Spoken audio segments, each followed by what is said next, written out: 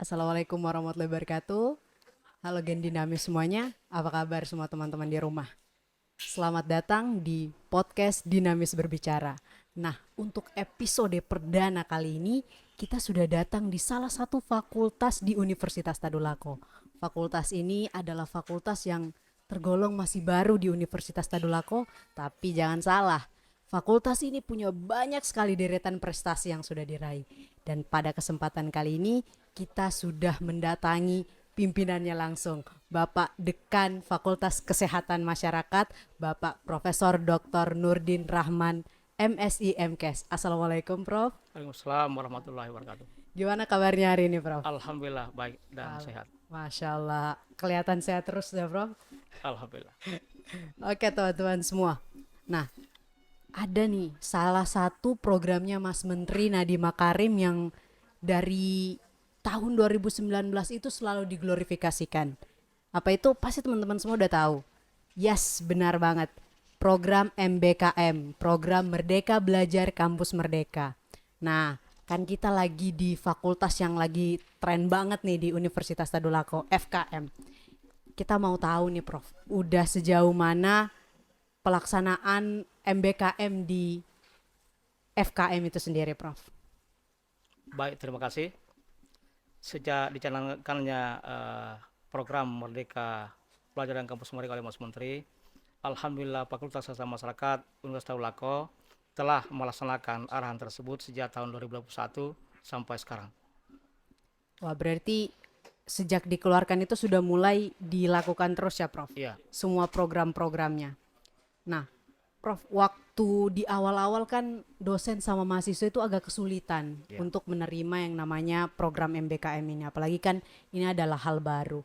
Nah, bagaimana strateginya FKM nih Prof untuk memperkenalkan MBKM itu baik kepada mahasiswa maupun dosen? Iya baik, tentang program Merdeka Belajar dan Kampus Merdeka ini memang adalah arahan Mas Menteri dan juga Pak Rektor sudah menyampaikan kepada semua dekan untuk mensosialisasikan program ini sampai ke dosen juga sampai ke mahasiswa.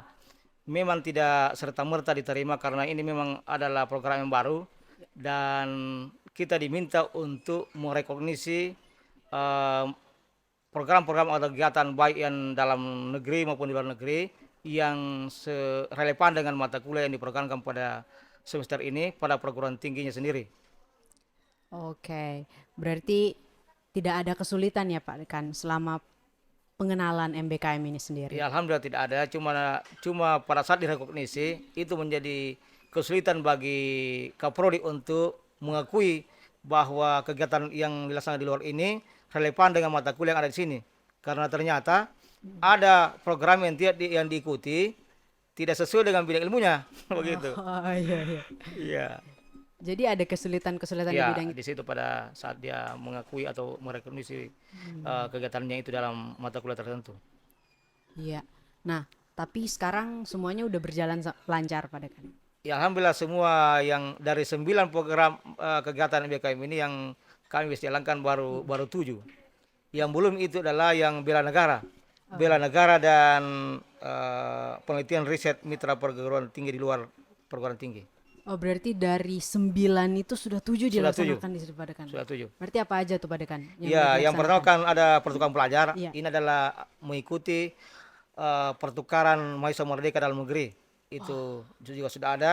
Kemudian sekarang ini ada yang di pertukaran mahasiswa tingkat internasional dan hanya 2 di Unpad ini ada dari mahasiswa Kesmas dan ekonomi. Dia mengikuti program ISMA, Indonesian International Student Mobility Award. Ini di University of Sighet Hongaria. Ya ini untuk mahasiswa FKM. Kalau yang ekonomi itu saya lupa di mana itu kalau ekonomi. Tapi kalau ini mahasiswa Kesmas di Hongaria. Oke. Itu yang internasional. Selain itu pada kan? Ya, kemudian yang lain yang terkait dengan BKM ya. Iya, Pak. Iya. Saking banyaknya teman-teman pada kan harus sampai catat. Nah, Iya, jadi hebat sekali FKM. ada juga yang ini magang dan studi independen. Ini sesuai dengan kegiatan BKM yang kedua, magang dan praktek kerja.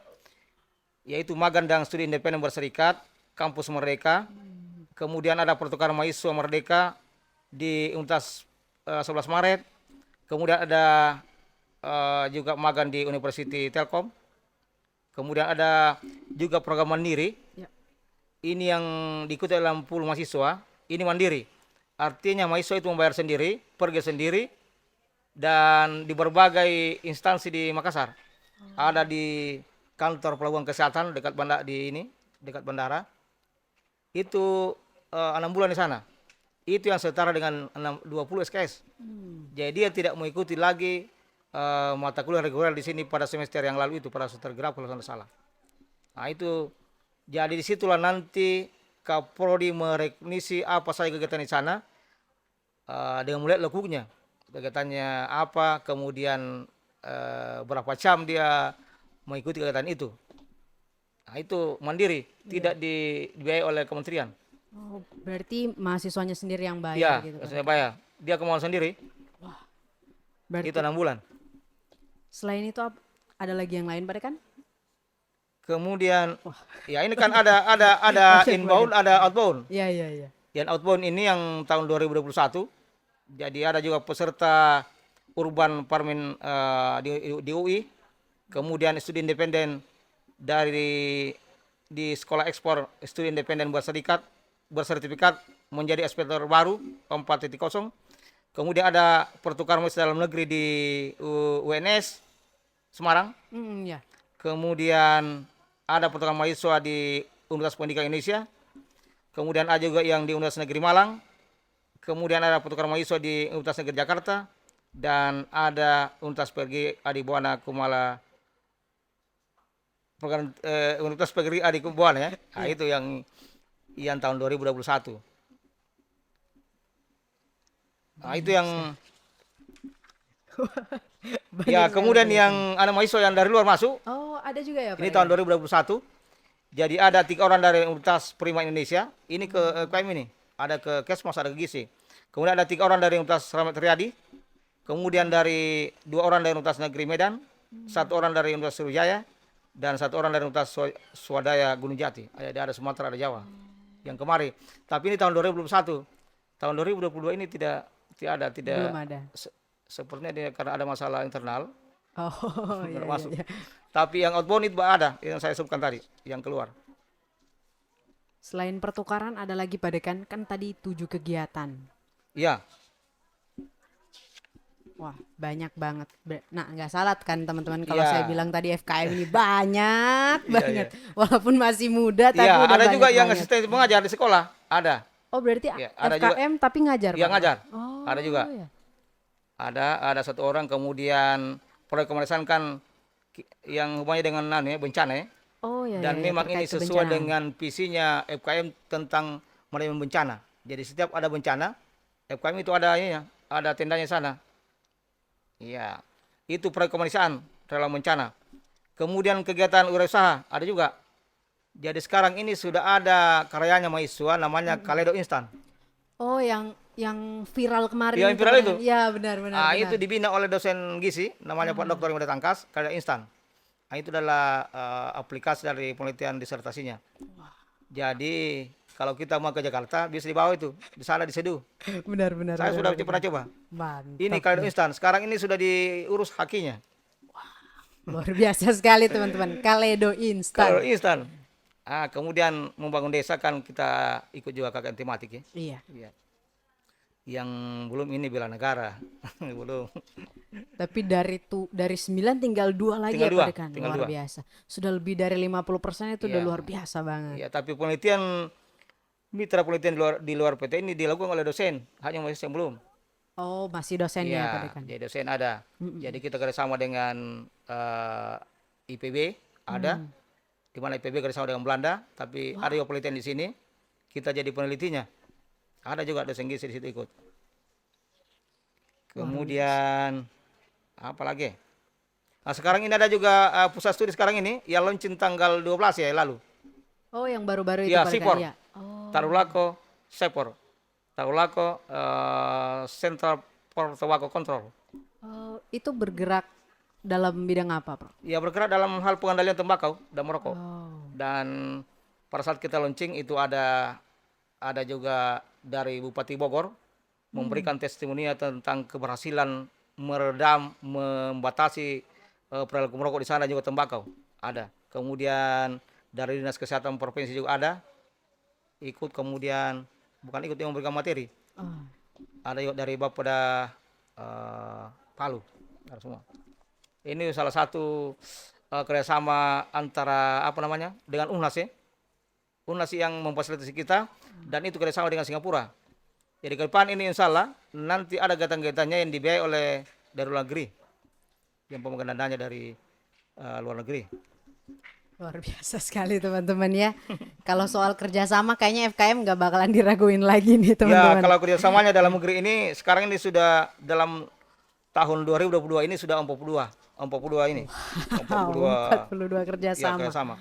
Dan inilah yang kita tempati untuk mahasiswa kita untuk magang apa semua, yang salah satu implementasi dari program Merdeka Belajar dan Kampus Merdeka ini. Jadi ada 40 ini, ada semua ini. Wah, kayaknya kalau dibacain udah habis durasinya ya teman-teman. Makanya saya minta sama Mbak Bella untuk meminjam. Nggak apa-apa, kalau sama Pak Dekan kita kasih buat baca naskah. Oke, nah Pak Dekan, selain MBKM kan ada tuh kompetisi-kompetisi, dan pastinya FKM ini kemarin itu banyak banget yang dapat bukan hanya nasional tapi internasional. Ya. Itu apa aja Pak Dekan? Ya internasional prestasinya? ini. Jadi yang satu di sini untuk sementara ada 4 yang internasional. Jadi pertama ada Grand Award winner dari Youth Scientific Forum di Rusia. Di Itu Rusia. ya di Rusia. Jadi itu diikuti oleh 1087 peserta dari 20 negara. Mahasiswa FKM Unpad itu juara. Jadi dapat Grand Award winner. Ini tahun 2021. Kemudian ini juga medali emas dalam kompetisi inovasi internasional World Young Inventor Exhibition Malaysia tahun 2021. Ini mahasiswa yang sama ini. Ini hebat ini. Alumni Lasar. Kemudian ada juga medali emas di Bali International Choir Vertikal ini paduan suara ini tahun 2022. Kemudian ada program ISMA tadi, Indonesian International Student Mobility Award. Ini yang tadi ini dari Hongare ini. Lagi. Ya. Kemudian kalau yang nasional ini catat ini ada berapa ya internasional ini? Wah. Ya saya ada 10 sepertinya ini. Banyak banget teman-teman. Jadi saya baca saja barangkali. Iya, silakan Pak Dekan. Jadi yang pertama ini juara 3 lomba essay nasional dengan judul Advising Site Inovatif Penyakit Stunting, kolaborasi Genset dan tenaga kesehatan masyarakat hadapi era new normal. Kemudian juara 3 nasional lomba cipta puisi tingkat nasional. Ini kemudian ini medali emas pada karate kelas komite 50 gram putri. Ini mewakili Kota Palu mendapatkan medali emas di Bangka ini, pekan olahraga di provinsi ini. Oh, Popda. Iya, kemudian juara 1 karate putri komisi 50 gram pada kejuaraan Hokkaido Open Tournament tahun 2022 dan lolos pada pekan olahraga nasional di Padang. Saya banyak ini. Kemudian memperoleh medali emas pada pesta paduan suara gerejawi. Ini PES Parawi ini yang yang baru-baru ini. tingkat nasional di Semarang juga. Kemudian juara 1 duta kosmetik aman dan halal dan lolos ke tingkat nasional mewakili Sultan dalam ajang pemilihan duta kosmetik nasional 2022. Kemudian juara 3 pada kompetisi lomba karya tulis ilmiah nasional yang diselenggarakan oleh Himpunan Mahasiswa Kimia Universitas Jambi. Di Jambi. Ini saya sudah tanda semua ini. Banyak ya Pak Dekan? Ini ada satu ini. Ya. Sudah berapa kali juara essay nasional? Sudah 4 kali. Yang dilaksanakan oleh perguruan tinggi berbeda. Ini dilaksanakan di Universitas Teknologi Surabaya, di Universitas Alam Muhammad Kurat, Universitas Pendidikan Indonesia, Unpar. Dia juara 1 terus ini. Ini mahasiswa gizi, Muhammad Saddam, Reski Sudarman. Wah. Berapa kali juara itu? 4 kali berturut-turut. Dia dilaksanakan oleh perguruan tinggi berbeda. Wow. Kemudian hebat sekali ini. Belum selesai. Luar biasa sekali. Ya ini kalau mau dilihat ada di Instagramnya kemahasiswaan FKM, ada semua Ah, di situ. Lengkap oke. mengenai kejaran-kejarannya. Tadi teman-teman masih 0,01% dari prestasinya FKM. Kalau mau cek, tinggal ke Instagramnya ya Iya Pak Dekan. Instagramnya ya. Apa nama Instagramnya Pak Dekan? Instagram kemahasiswaan FKM. Nah, Ada itu. Instagram kemahasiswaannya FKM.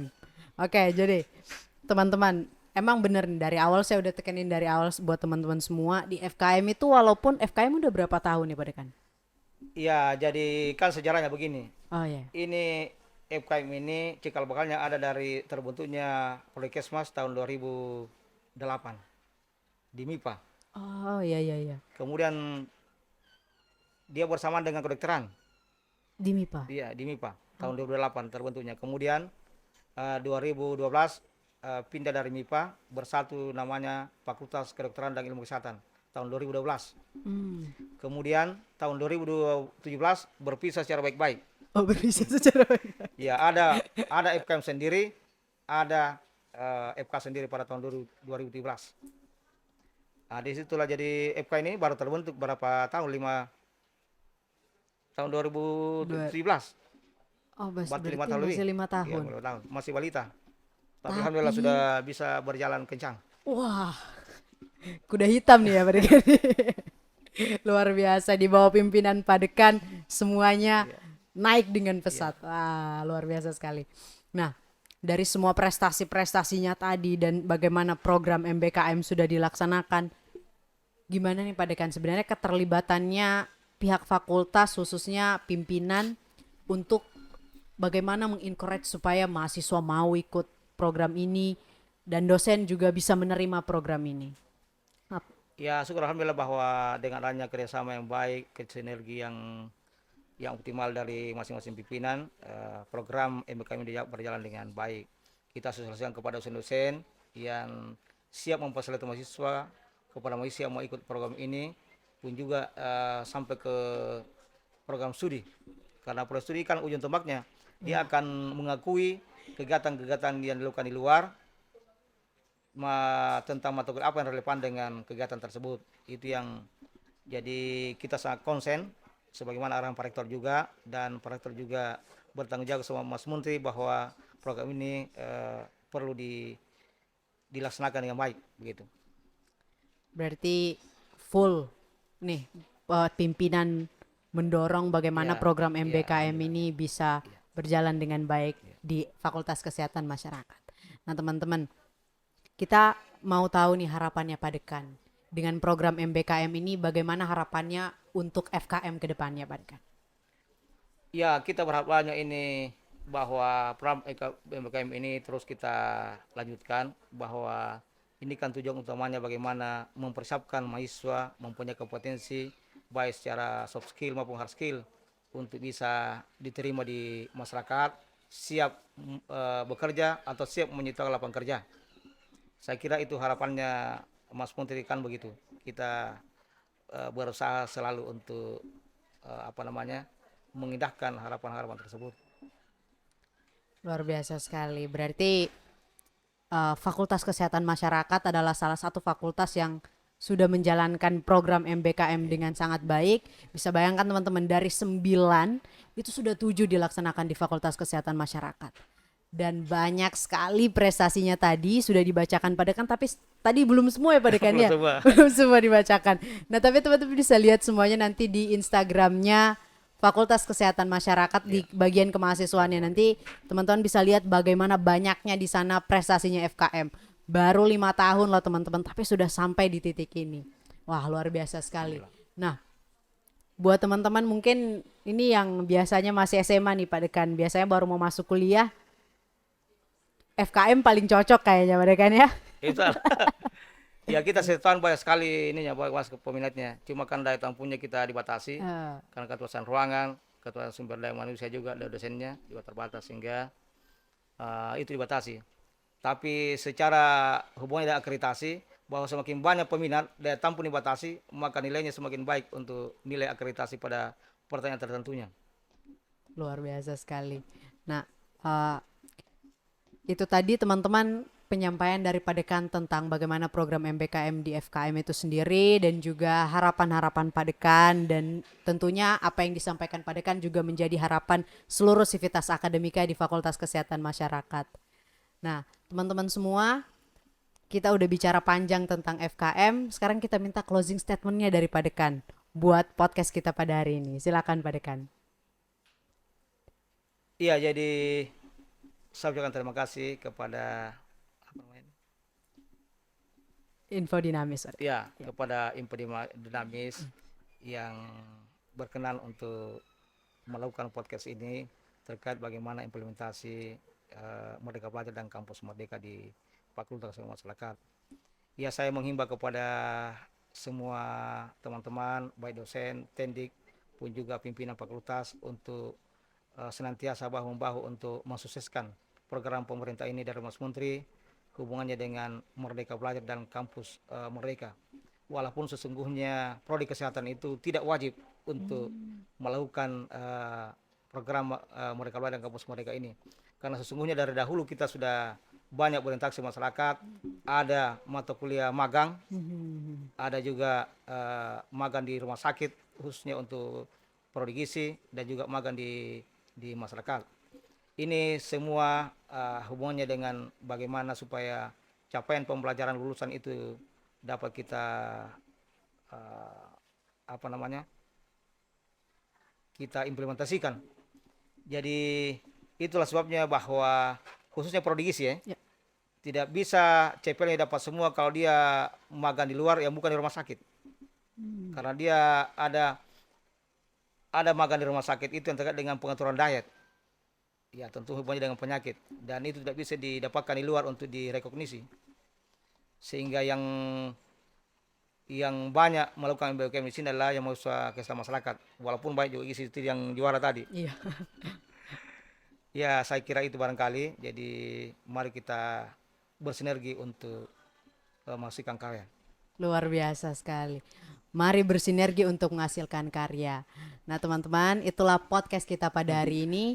Terima kasih buat teman-teman yang udah mau nonton, dan jangan lupa buat subscribe nanti teman-teman, like, dan kasih komennya di bawah untuk memberikan dukungannya kepada Fakultas Kesehatan Masyarakat supaya bisa lebih baik. Dan kita doakan juga insya Allah Fakultas Kesehatan Masyarakat bisa lebih baik dan bisa lebih luar biasa lagi ke depannya Pak Dekan.